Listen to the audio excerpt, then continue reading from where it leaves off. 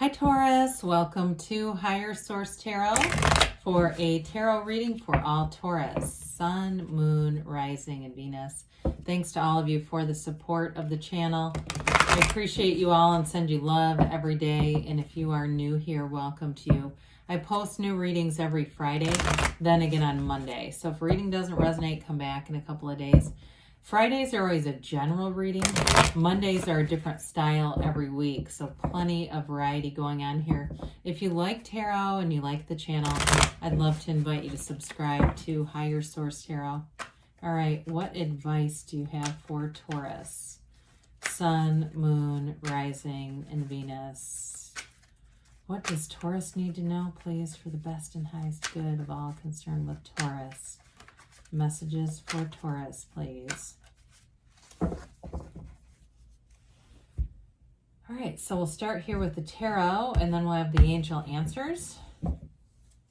You've got the Nine of Wands, the Seven of Swords, oh dear, the Five of Cups, the Eight of Pentacles, the Fool, the Judgment, Two of Wands, and Temperance. Wow.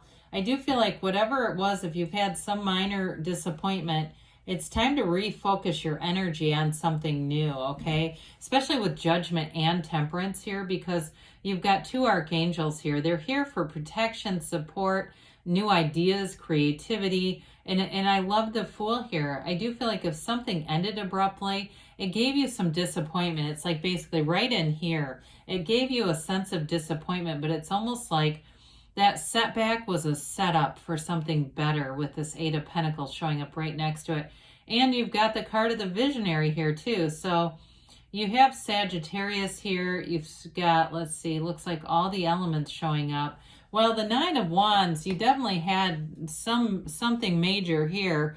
The Nine of Wands is a card of protection. So he's also got a conquering spirit. So whatever happened that gave you that psychic wound, if it was a relationship that was bad, it feels like gaslighting or something, even if it was at work and it was some crazy at work who was almost maddening to deal with. I feel like you haven't given up on yourself. It's like you persevere, you go, okay, I'm going to take a step back. I wouldn't mind seeing the Four of Swords here. Like get your energy back to center, get yourself back to center with this. Because with this, nines are like you're almost done with it, but not quite. And so it's still that feeling of wanting to be protected. And of course, it could be for very good reason. Wands though are about expansion and growth. And so they're also, in terms of career, you're upwardly mobile kinds of energy. So you may have had a very big learning experience, but I feel like they say next time you're going to see it coming. You won't make this mistake twice. And here's the mistake we're talking about with the Seven of Swords. The Seven of Swords is not well thought out. It's very impulsive energy. It can certainly be dishonesty and betrayal. It may have been very intentional with the dishonesty. Like I said, somebody who seemed like they were almost gaslighting, and oh God, yuck. With the Seven of Swords, though, I always point this out. He's literally grabbing the swords with his bare hands. He brings nothing with him to take the swords. It's like almost like just that impulsive, oh, squirrel, you know what I mean? Like, oh, swords, and he takes off with them. So whoever this was, they're no mastermind. They really don't have any power over you. In fact, they're completely powerless in their own lives because they don't have any direction. And so they kind of go from situation to situation, doing the same things, acting in somewhat of an opportunistic way, but really it has the same result where they end up leaving this sort of path of wreckage behind them. And unfortunately for them, they're really having a hard time learning about that, and it may be a relationship, love relationship that you thought was going to go in a different way.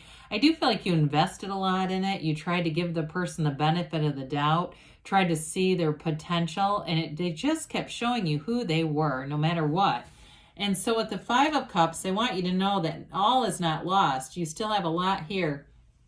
It's interesting that each one of those cards, what I would consider, sometimes we call them the bad cards of the deck, they're all in a different suit. So it doesn't necessarily, really scream one particular sign or another. But with this Five of Cups, it definitely did a number on you, Taurus.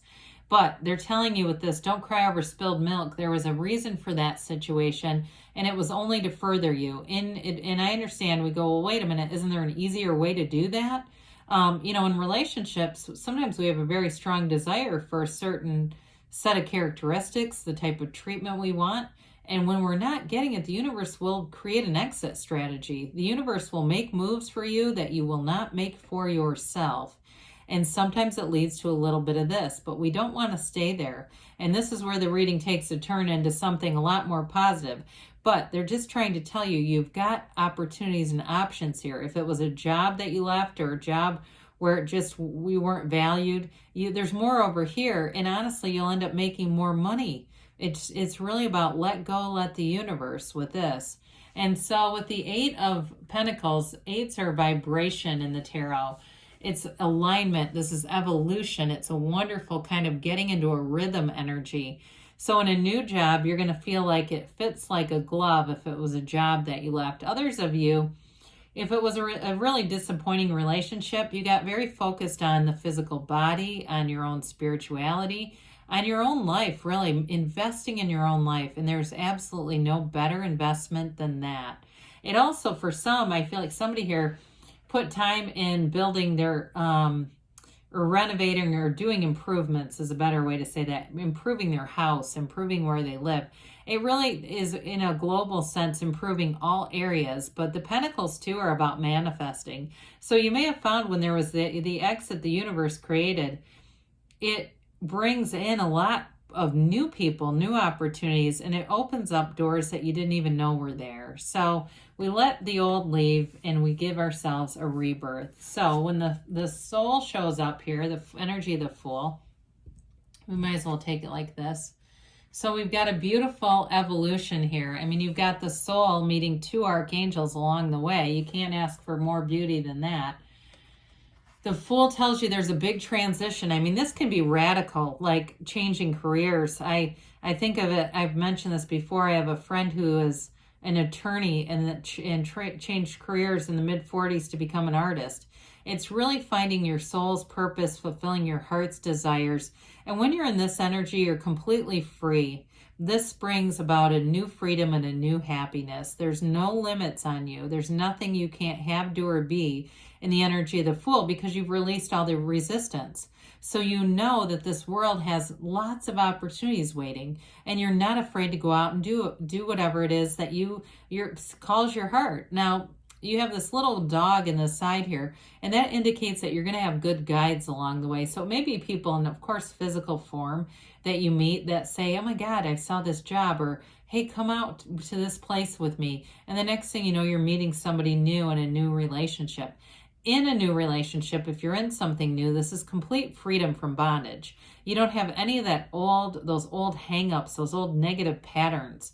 This is all about beginning something new. And so the Fool holds this magic wand because he's got lots of power, but he holds on the end of the wand your experiences. So you're aware of them, but you don't live there. You're free to move forward with enthusiasm and trust and have that brand new, fresh, clean slate. It's a wonderful beginning. So with Judgment brings about self-mastery. You go from the beginner's mind to the master. This is a card of forgiveness too. So some of you, this is very important because you're going to get a renewal or a fresh perspective on things. And that's going to help you to just move forward and release all the energy of the past. This also allows you to release any old limiting beliefs down here, these coffins of the ego. They rise up because there's nothing stopping you. In terms of relationship, you'll move forward in a way where those old patterns are just irrelevant, really. In jobs too, though, there's great confidence here. This can be about a decision as well, but I do feel like it's more about a decision of being unconditional in your life. It's on a more global sense. Like I said, you may decide to make some changes here because you have it many times. There's a big transition with the Fool. However, with this, it's also about just not judging others, because sometimes when we do that, we will attract more of what we judge. And so this will allow you to let go of that And with the Two of Wands, this is a card of the visionary. It's a card of success. Twos are about partnerships. And especially the Two of Wands is very positive for careers. You hold the world in your hands, so you may have accomplished some things, maybe a degree, some training, or just some experience with career stuff. And this is where you look at the path, you take a look at the landscape, and start to see new opportunities ahead of you, knowing exactly, like, in some ways, making some strategic moves, making some decisions that will be career building for you. In terms of a relationship, though, it's starting something new with a long-term focus. There's passion, though, with this. I mean, it's like getting out and having fun, being with somebody who's fun, being with somebody, too, who's also moving forward. If you had a real anchor in the past, this is somebody who also wants to expand their life, and maybe you have a vision together. I mean, I do see that. So with Temperance here, this is another reminder that our path in life is not always straight, but there's a sunrise, there's a dawn of a new day waiting for you. You just have to keep moving forward and allow the universe to guide you. This is wear the world like a loose-fitting garment. Be easy about things. Allow yourself to be guided here. It's also bringing people together. So for some of you, it's about, galvanizing people, and in a situation, there's healing here. So I do feel like you have more new opportunities, but I also feel like if you go into a situation, you're not carrying all that old baggage. So it's not just a repetitive thing going on here for you, Taurus. Let's see here what the angels have to say.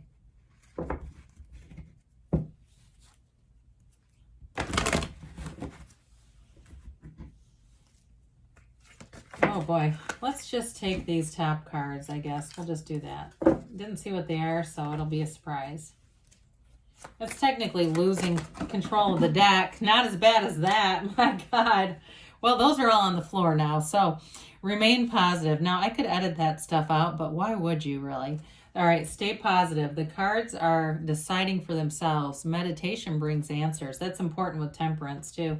Success, okay? We've got success on the horizon here a year from now. So I feel like when we get this, sometimes people don't like that timeline, but it really is about, it's already manifesting. It's more like in a year from now, it'll be fully in swing. They say there's something better. So sometimes we shortchange ourselves, right? It's like manifesting a button versus a castle, because we know the button is what feels like is in reach. They're telling you ask, but ask this or something better, because anything is available for you, Taurus.